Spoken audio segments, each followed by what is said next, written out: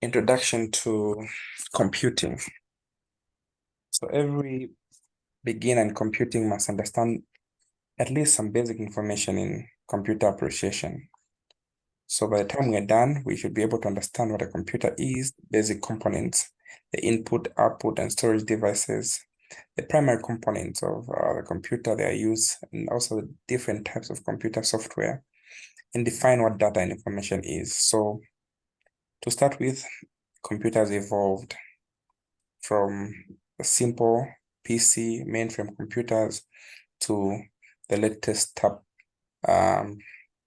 tablets that we have. So by definition, a computer is defined as an electronic device that is operating under the control of instructions stored in its own memory to accept data, process, to produce results, and also to store.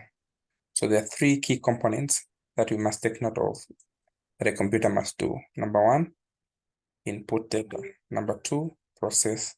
Number three, produce. Then the other parts are auxiliary functions that are to store. So generally, a computer will accept, process, and store data, and finally produces it. So inputting, we looked at the input devices like the screen, the microphones. Processing, this is where the CPU comes in. We'll look at the three components of the process, and to produce, we're looking at the output devices like the printer, the speakers, etc. And storage devices, we're looking at the memory cards, the flash disks. So a computer will manipulate the data according to the list of instructions that you give it. It works under the principle of GIGO, garbage in, garbage out. So a computer is simply a device which is capable of performing computations like a simple calculator. That is a computer. So a computer is an electronic machine which uses makes use of memory for data processing. So there are types of computers that you need to know. We have what we call a tablet and a laptop. These ones are handheld computers whose function mainly is to key in data using the touch screen and also produce data using the same touch screen. So we have four main types of computers, the biggest being the supercomputers or the servers. These ones store millions of data using what we call a local file servers. So these ones share data both internally and externally. So the types of computers also, we have what we call the PCs, a PC and a Mac. Both of them function differently. You can feel, you can touch them. So this is a Mac computer which works under an Apple OS, an operating system. There are several types of operating systems that we must take note of. There's what we call the Linux. We have iOS, okay, Microsoft. So these ones, they vary from the type of operating system that you're being asked to. So the function of the computer in its simplest term is number one, to input data, number two, to process data, number three, to output data, number four, to store data. So data is simply information that is not meaningful, like two on its own and two. These are just instructions. These are just data pieces. The instruction is to add plus. So when we add these two, it's called information. So 1, 2, 3, as they are, these figures are called data. The operation of math, plus, minus, times, is an instruction. The final addition is called information. Now, computer is comprised of two categories. There's the hardware, which is simply the physical part that we touch with our fingers, and the software, which is simply the part that we cannot touch. It's a set that follows the instructions. Now, the hardware really looks at the physical components that include the computer case, the CPU, the monitor, the mouse, the disks, the memory, the RAM chips. All these speakers and printers we can touch, they're called the hardware. So the software is simply referred to a set of instructions that directs the hardware to accomplish a task. The software has three main components. There's what we call system software, application software, and the utility software. Now, to break this down, the system software basically is any set of instructions that tells the software what to do. It consists of programs to control the operations of the computer and the devices. The software is designed to promote a platform for running the application, like the operating system. So it serves as an interface between the user, you, and the hardware, which are the components that we can touch. So that is the job of the operating system, to control all the components of the computer and also to allow an interface between you, the user, and the hardware. At this point, are we together? Yes. So can you remember there are three softwares that we need to take note of? We have the application software, the system software, and these are the two software, and we have the hardware. It's not a software. So the application and the system software. Now, the system software, we've talked about an example of being the operating system. So under the software, we have the operating system and the utility programs. The operating system runs the computer. It is an intermediary between, an intermediary is simply a middleman between the what? The physical part and the intangible part of the computer.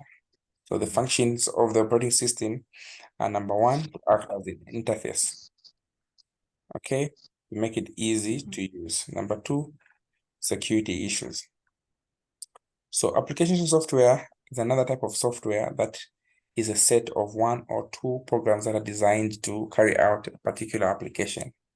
So we have application software like Word, MS Word, presentation, spreadsheet, and database and email. So Word, we have MS Word where we have the functions to type, okay?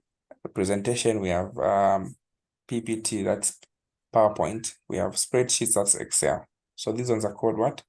Application software. So they will ask you, give any types of application software. We have MS Word, MS PowerPoint, MS Excel. So these are the types of what? Software that we have: MS Word, MS PowerPoint, MS Excel, MS Access, CorelDRAW, Paint, and Games. Now, each of these ones have what we call a shortcut, the terms I'll give you that we're going to use. So when you're looking at a Word document, it ends with docs. A PowerPoint, it ends with PPT. Okay, so these ones have a special term that we're going to look at.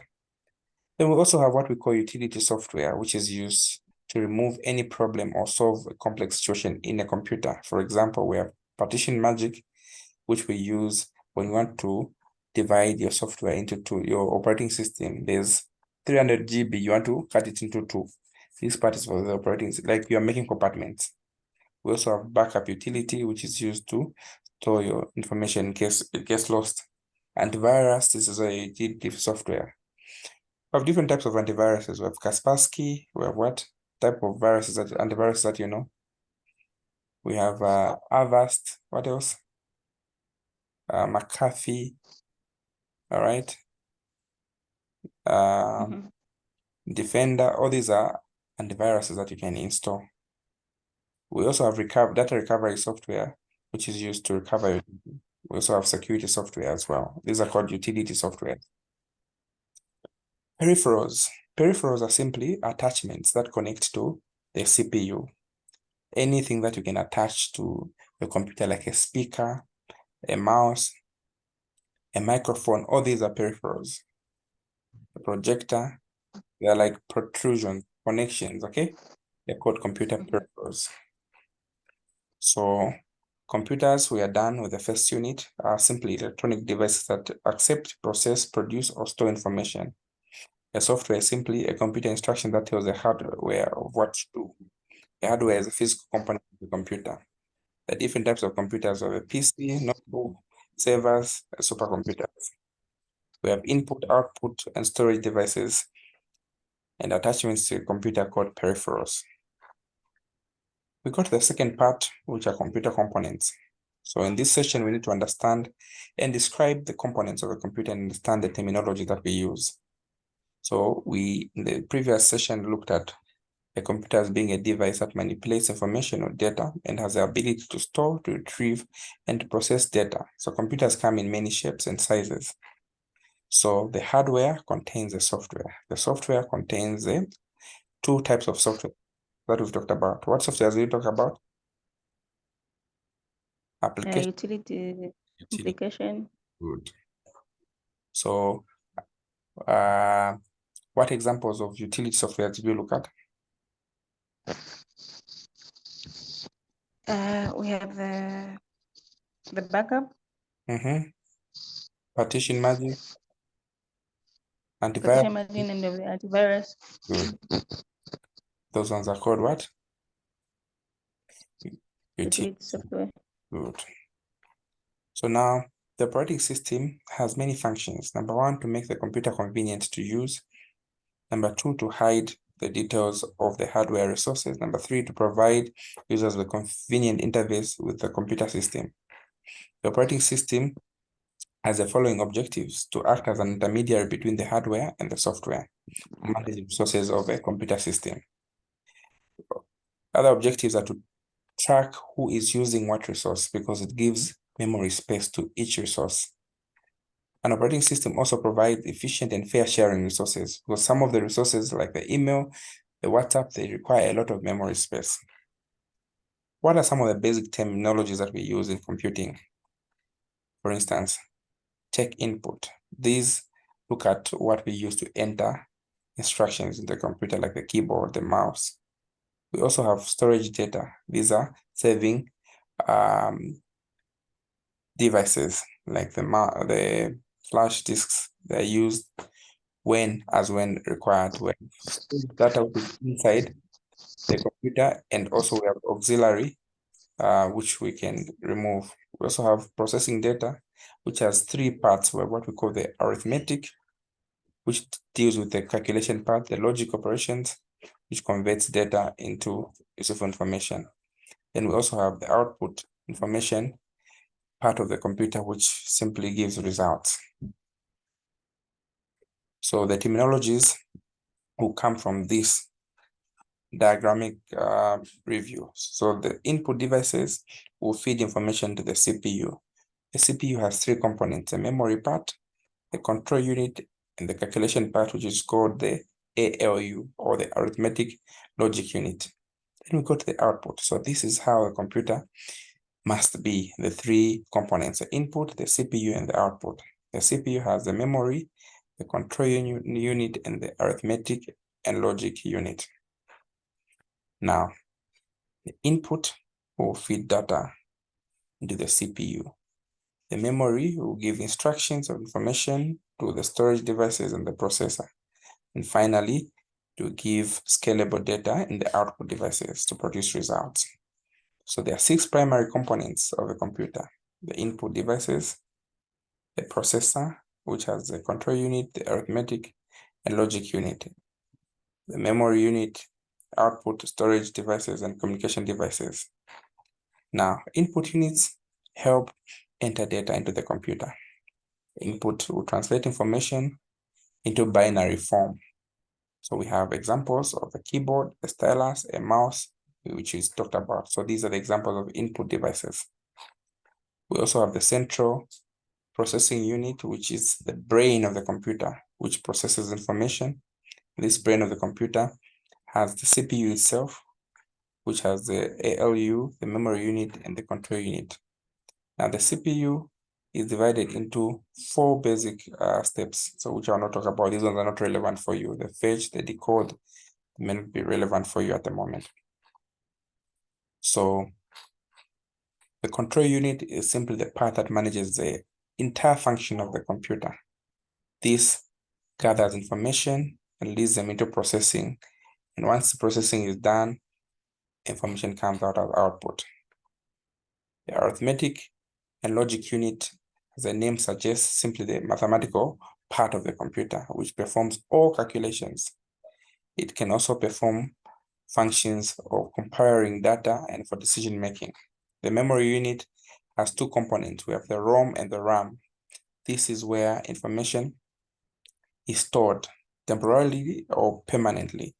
So in the RAM, it's a RAM chip, you've seen something like that. It's a small size form of computer memory. Now, we also have the RAM, which is part of the motherboard of the computer, which is installed in the computer. So the ROM and the RAM have two different functions. So the ROM is a non-volatile primary data that stores large programs on it. Okay. And we also have secondary storage devices, which are not attached to the computer, like the flash disk and the memory card. We also have what we call the cache memory, which is extremely fast memory, which acts as a buffer between the RAM and the CPU. So when we are using information on a computer, it is stored temporarily in the cache, which is the memory that the computer needs. The cache memory holds frequently requested information that you may want to refer to. So this information reduces the average time on the computer for the resources. So the motherboard is simply this main part of the computer, which has these sockets where the memory slots are, where the clock generator is, and everything. So this is what we call the motherboard. And the output devices simply are devices that give output in form of understandable written documents, like the printer or audible sound, which comes in terms of voice from the speakers, etc. So output devices include speakers, include the screen, etc. So those ones are what we call output devices. So I said RAM stands for random access memory. CPU stands for what? Central processing unit. So the RAM consists of electronic components that store instructions that wait to be executed and are needed for instructions. So storage devices will include a hard disk, which is called HDD. HDD means what? The hard disk. So it's a personal storage that uses fixed media that can be stored in here. So now we've moved from the HDD to a very fast memory, which we call SSD. I don't know whether you've heard of SSD, which is called the solid state media. So they'll ask you, what does SSD mean? Solid state media, which is a very fast memory, flash-like, which most computers are using because the memory is stored in a very fast manner and it's less heavy to carry. So we need to understand basic terminologies in IT. What is a window? Who's a user? What is multimedia? So a window is simply a rectangular area on the screen that displays information like we are looking at. This is a window.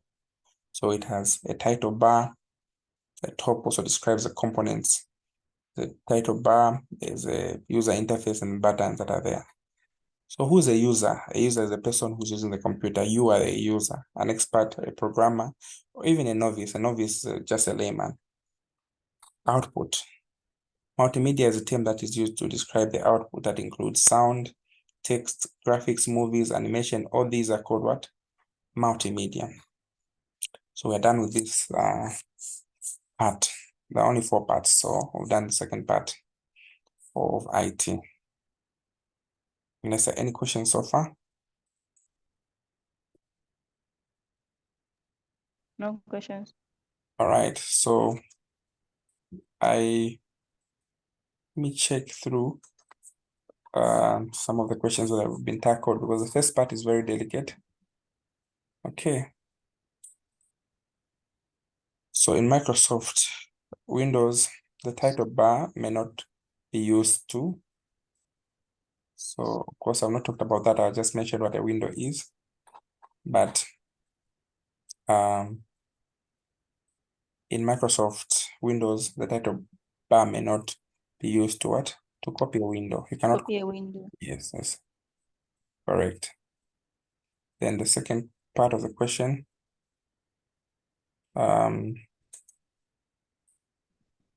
a website is also referred to as a uniform resource. So this is what I'm about to teach, unless you know them. A website address No. is also referred to as a uniform resource locator, URL. Okay, so it's important that we finish the units quickly. All right, so let's go to the human aspects of computing. So by the time we are done with this section, we should be able to explain the importance of human-computer interface, explain the concepts of ergonomics, computer-related health issues, computer interface, importance of each. Okay, this one, I will skip it temporarily.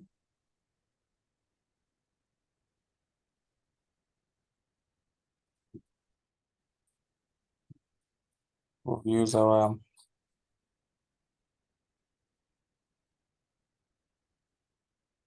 previous notes for this one. Let's go to files and folders. So we need to understand what files and folders are, how to create files and folders, how to manipulate files and folders. So start with, what is a file? A file is a collection of data or a single unit. So files will store data, whether a text, music, or a film. A set of related data or information is stored on secondary device. So I hope you can see my screen. Let me just illustrate what I'm talking about. So if I'm on my screen, like right now,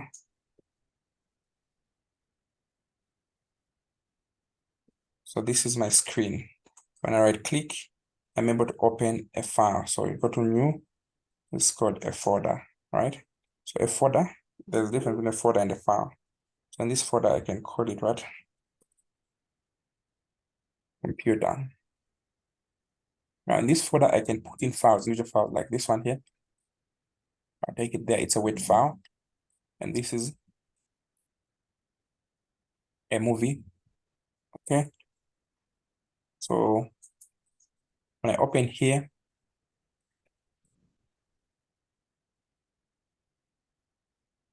it is even written that this is a file. So the type of file is a Word document. You can put in any types of files that we're going to mention. So files can come in terms of what? A text file, an audio file, and a program file, and so on. So you can even think a file can be a digital version. So files can be represented by an icon. An icon is simply a pictogram or an ideogram, which is displayed on a computer. So these files that you're seeing on this computer here, coming in different forms. So this one, these are pictograms. So this is a file, all these are files. So these are files. So you need to understand that they come in different pictograms. Now, we will have what we call extension. So files have extensions, for instance, MP3, PDF, EXE, MOV, JPEG. So each of these ones requires an application to open it. So what file is this? Which one? One here. It's a Word file, right? This one is a JPEG file. This is an MP3 file. This is a video or a movie file. Okay. So folders will contain files. Like I created a folder for you and other files. So folders are normally bigger in size. They can hold as many files as possible. So you can have a folder in another folder in another folder. That's why how we used to hide certain things in our computers using folders. So a folder is a container in short, which can carry subfolders as well. So Windows uses folders to help you organize your data inside the files. So you can have a folder for photos, a folder for receipts, a folder for work. So these are called folders. So an extension, files may or may not have extensions. We need to look at the differences between a file and a folder. So in terms of extension, a file may or may not have an extension, but folders never have extensions. In terms of containers, a file cannot contain another file, but a folder can contain another folder or another file. Are you together? Yes. A file like a picture. You can't put a picture in a picture. That is a what? A file. But a folder, like a container, you open a folder. So the memory size, a file has a certain memory consumption. A folder has no memory. So you can open a folder with 0 MB, with 0. It doesn't have a what? A size of its own. Unless you put something, the size keeps increasing. Okay. Attributes. A file may have an extension, a date, a length of time. So when we go into a folder, for instance, the one I opened, say computer. So this is called a file, a word file, okay? So it has a date, it has the type, it has a size. So it has these ones that are defined. So a file has the extension, the length, all right? This one only has a name, date. It doesn't have a what? An extension. So a file can open, can be renamed, can print, you can email, you can modify. Whereas a folder can only move it, you can rename it, you can delete or share it, but you cannot what? You cannot play a folder. No. So in terms of sharing, files cannot be shared on a network of their own. Folders can be shared on a network of their own. So I now need to go to the extensions. So these are folders. Okay. It's important to understand the extension for Word, the extension for PowerPoint. These extensions are very important.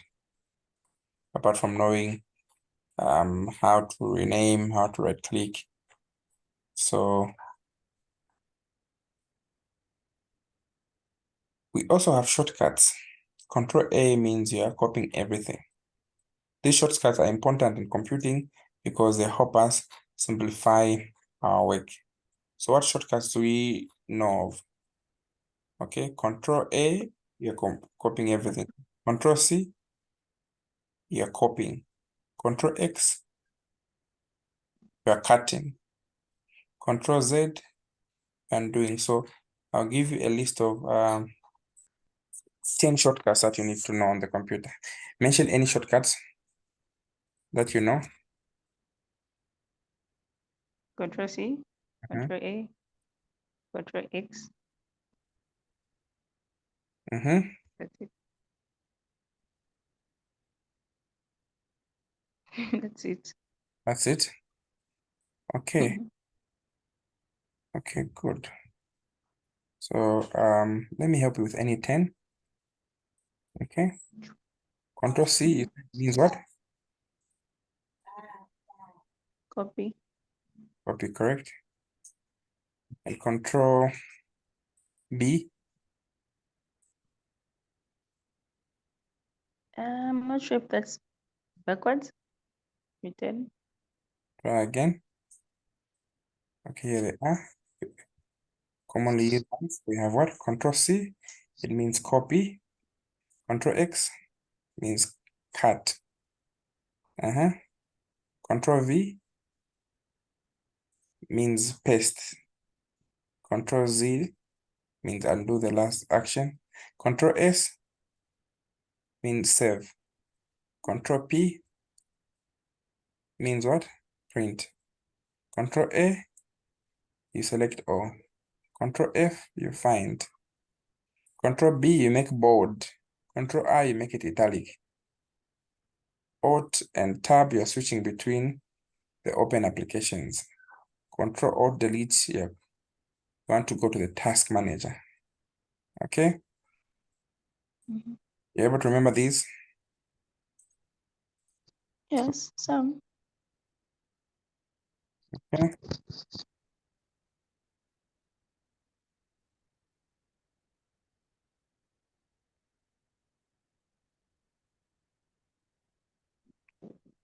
Okay, you've memorized them. Yes. Okay, so we also look at extensions. Okay, what we call file extensions. So what are file extensions and what are they used for? To identifying the type of document you want to to identify. Okay, so for instance, .txt is a text which is unformatted. .docs is a Word document, that's extension. PDF means portable document format. It is a format that is used to present documents in a manner that is independent of the application software. JPEG or GPEG, it's an image software, it's a common compressed digital for images. .png, PNG means what? Portable network graphics. Okay, it's another format for pictures and backgrounds. .mp3 or MPEG audio. So this one is used for compressed what? Audio file, which are commonly used for music. MP4 or MPEG-4, it is used for a format for video and audio files. For Excel, we use XLS, so it's Excel, all right? These ones, you need to remember them. So there's also what we call the zip files. You've heard of a zip file? Or you've seen a zip No. where you're going to compress things because you want to have so much space. You're going to compress things in a way that they'll be protected. There's a format I'll show you. Do I have anything on my desktop? Okay, zip file. It's a compression format that is used to compress or package one or more folders. Then HTML is called a hypertext markup language. This is used for creating websites. Okay, like then PPTX is for PowerPoint. It's an extension for PowerPoint format. GIF, you've seen these ones on graphics interface format. The laughing person per WhatsApp, you know, the called GIF sign stands for graphics interface format. It's a bitmap image format used for simple animations or logos. Then .csv is a comma separated values. It's a plain text which is used to store tabular data, each value separated by commas. Then .exe is an executable file. Like you want to put in a software, they come in this format. That is an extension that they come along with. Are you together? Yes. Yeah. So those are called what? File extensions. All right. Well, I say this is going to be a very packed session. I haven't even looked at what these are the ones that are in the next two. Let me see if there are any here. Not yet. All right, so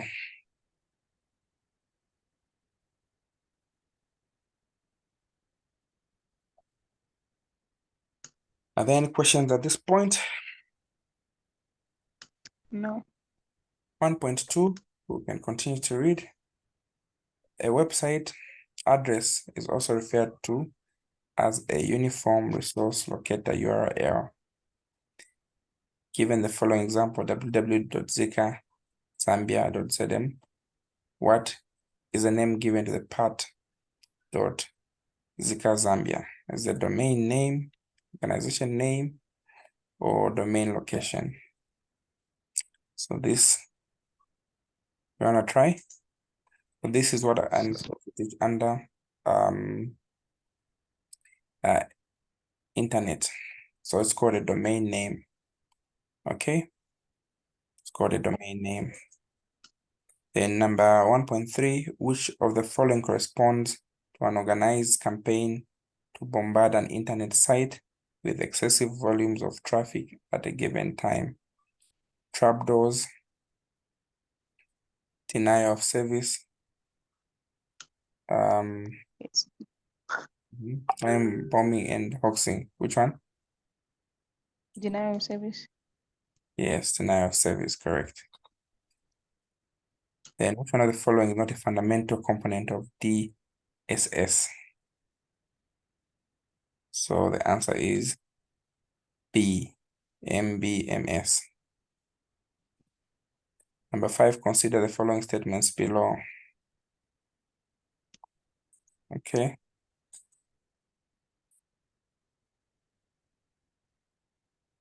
Integrated software refers to programs, packages, programs that perform a variety of different processing operations.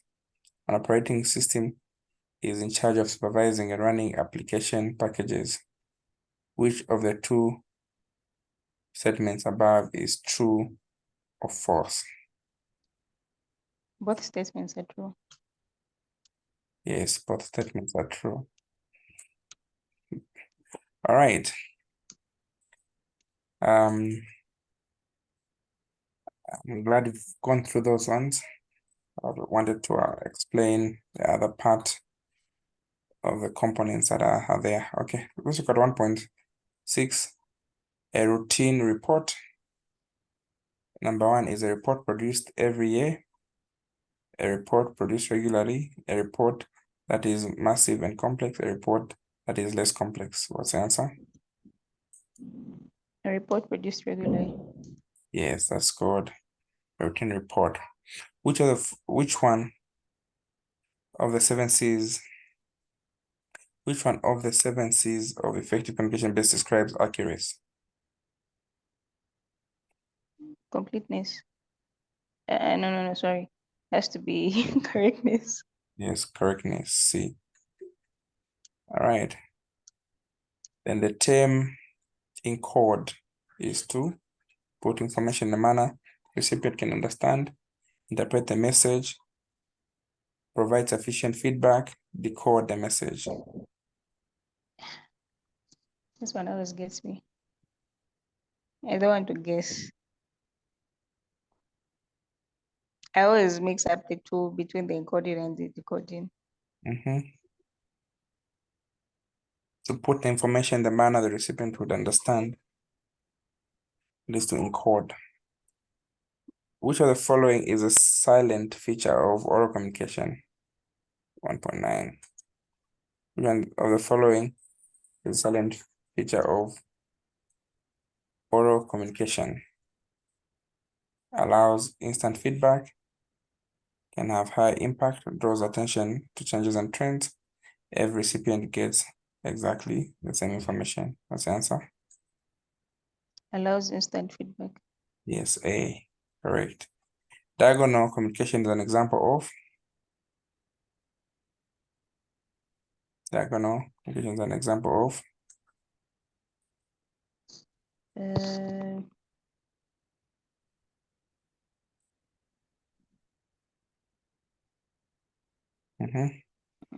D, lateral communication. Okay, we end our segment. We'll be back in 10 minutes. Can take a break. Thank you so much. Right.